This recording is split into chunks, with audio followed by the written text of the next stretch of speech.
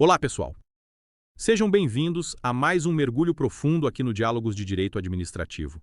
A gente vai hoje desvendar como o Brasil está lidando com os desafios da regulamentação da internet. Esse espaço sem fronteiras que revolucionou a forma como a gente vive, se conecta e até pensa.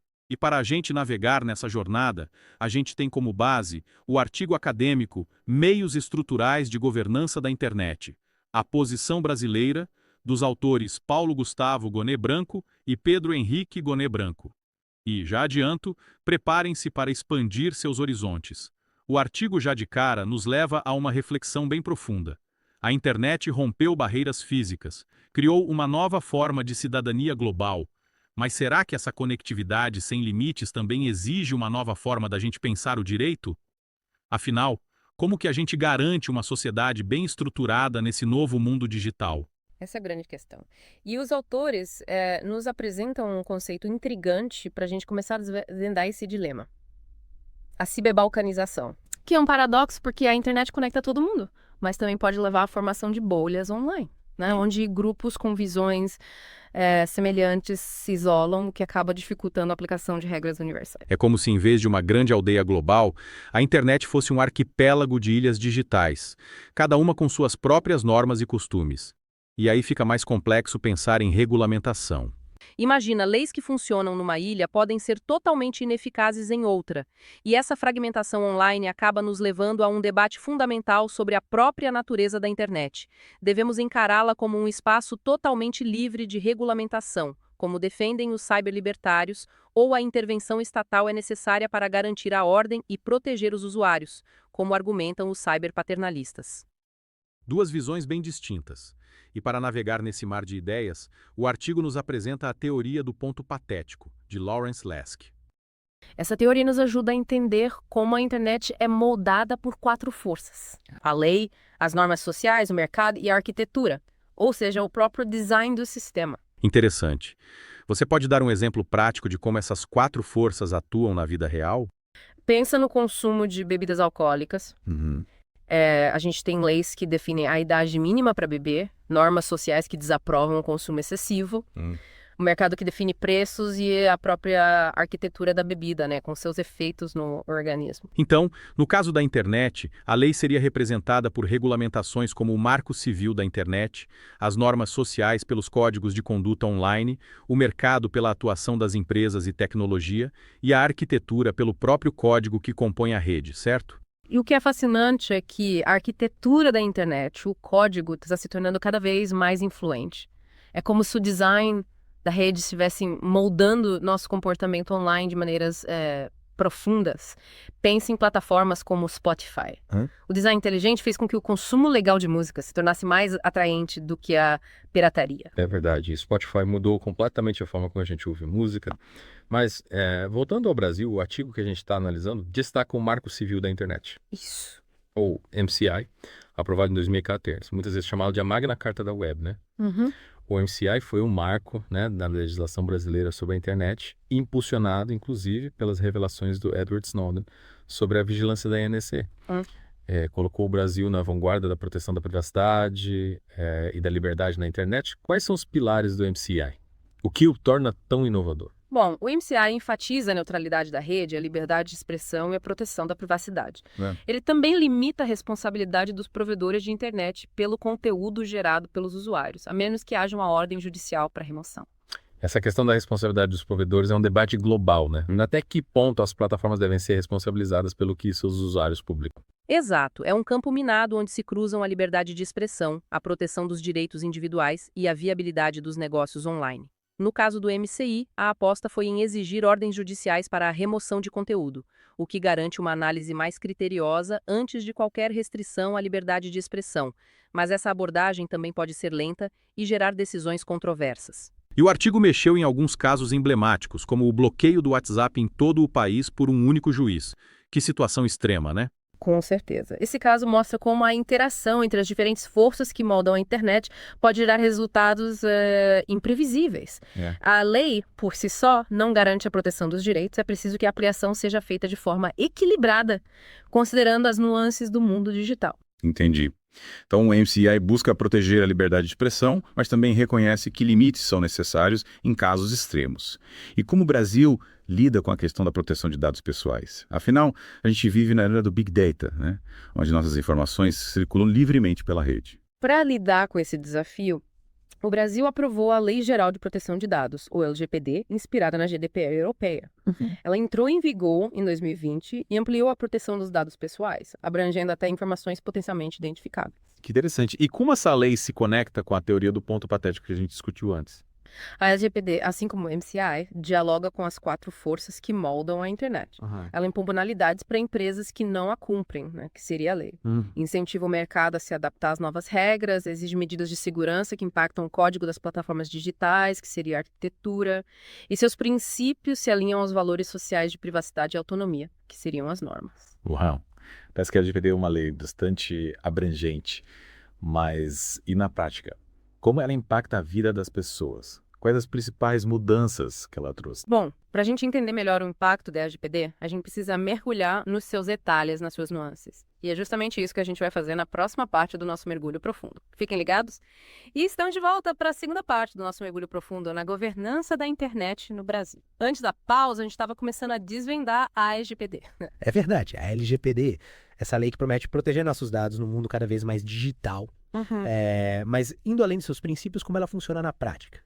A LGPD, na sua essência, busca dar às pessoas mais controle sobre seus dados pessoais. Imagine, você tem o direito de saber quais dados as empresas coletam sobre você, como elas usam e até mesmo solicitar a correção ou exclusão dessas informações. Parece que a LGPD coloca o poder na mão do usuário. Mas como as empresas se adaptaram a essas novas regras? Afinal, lidar com dados é essencial para muitas delas, né? A LGPD gerou um movimento de adequação em diversos setores. As empresas tiveram que rever suas políticas de privacidade, implementar medidas de segurança mais robustas e, em alguns casos, até mudar a forma como sistemas funcionam. E essa mudança impactou o dia a dia dos usuários. Digo, nós sentimos alguma diferença prática com a entrada em vigor da LGPD?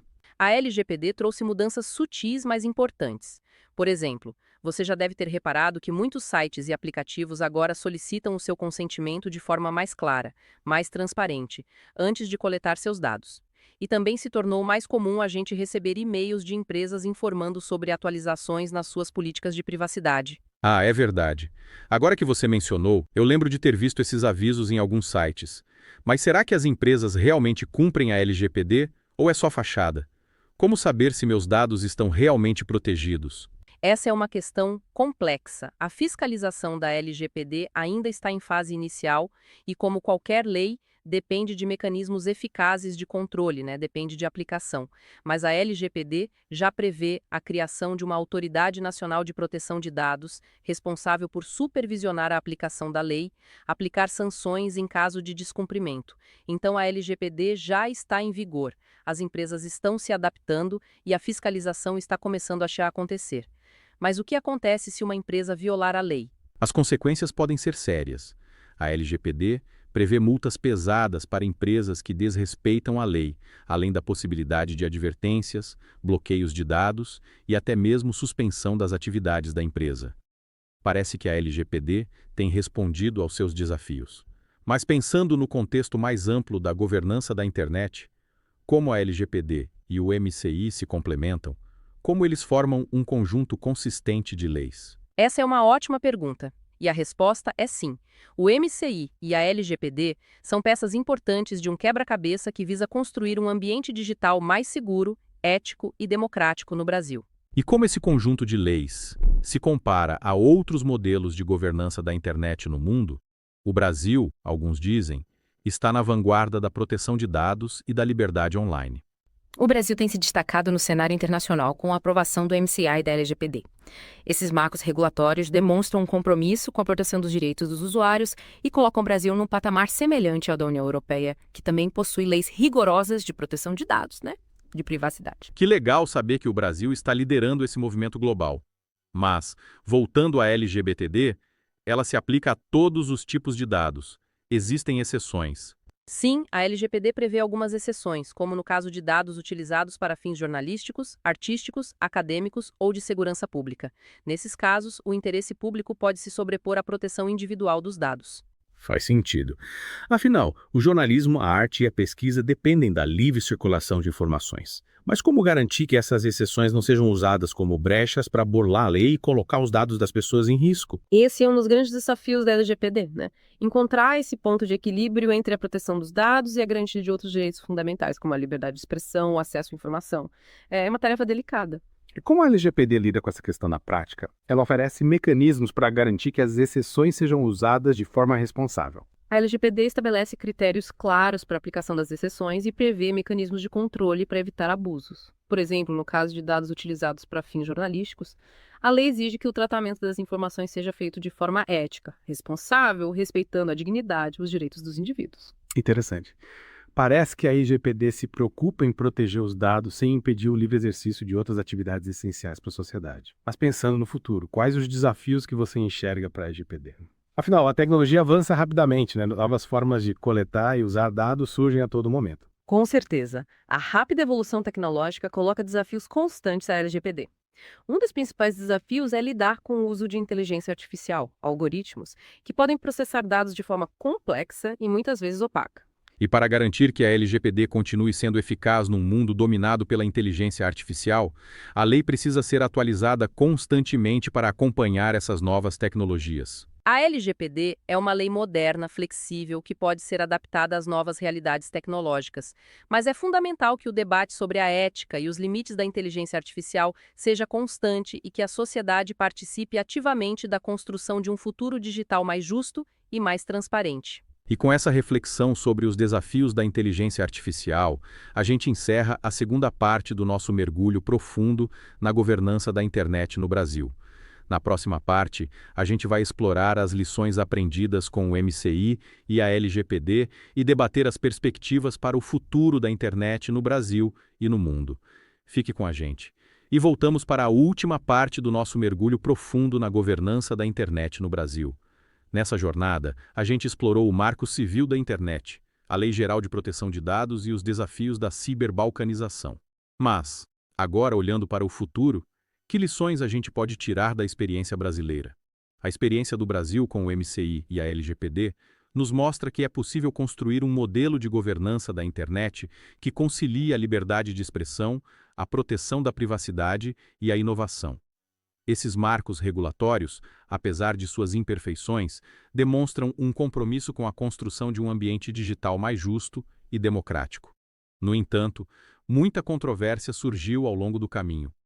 Afinal, a gente viu casos de bloqueio de aplicativos, debates acalorados sobre a responsabilidade das plataformas e a constante necessidade de adaptação às novas tecnologias.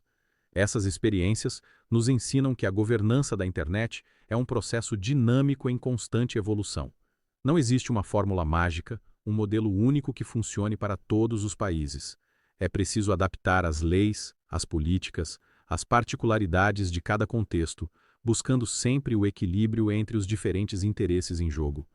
A educação digital é a chave para que a internet seja um espaço de liberdade, de igualdade e de oportunidade para todos. E falando em oportunidades, o Brasil, com a sua experiência em governança da internet, pode ter um papel importante na construção de um futuro digital mais justo, inclusive não só para os brasileiros, mas para o mundo todo. O Brasil, com a sua rica diversidade cultural e social, pode contribuir para a criação de um modelo de governança da internet que seja mais democrático, mais participativo, mais respeitoso aos direitos humanos, um modelo que inspire outros países e ajude a construir uma internet que seja verdadeiramente global, que beneficie a todos. E que nos permita explorar todo o potencial da internet para conectar pessoas, compartilhar conhecimento, promover inovação e construir um futuro mais próspero e sustentável para a humanidade. A gente explorou bastante o tema da governança da internet no Brasil. Espero que esse mergulho profundo tenha esclarecido as suas dúvidas, tenha te inspirado a se aprofundar nesse tema. A internet é um espaço em constante transformação e a sua governança exige a participação de todos nós. Continue se informando e engaje-se nos debates e ajude a construir a internet que a gente quer para o futuro. Até o próximo episódio dos Diálogos de Direito Administrativo. Até lá! Um abraço e até o próximo encontro. Aviso legal. Diálogos de Direito Administrativo, DDA. Este conteúdo é gerado por inteligência artificial, com base em artigos doutrinários, sem participação direta dos autores originais na definição do roteiro ou frases contidas no diálogo.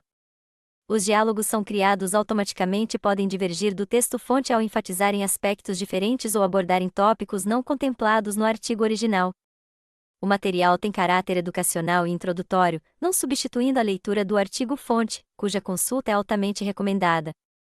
A curadoria humana, realizada pelo professor Paulo Modesto e sua equipe, seleciona os artigos, edita os vídeos e organiza a divulgação.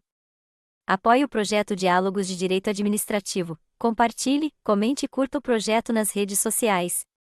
Mantenha-se atualizado e assine o canal para receber informações sobre a publicação de novos conteúdos no YouTube ou Spotify. Afinal, visitando os Diálogos de Direito Administrativo você pode aprender mais em qualquer lugar. Até o próximo episódio.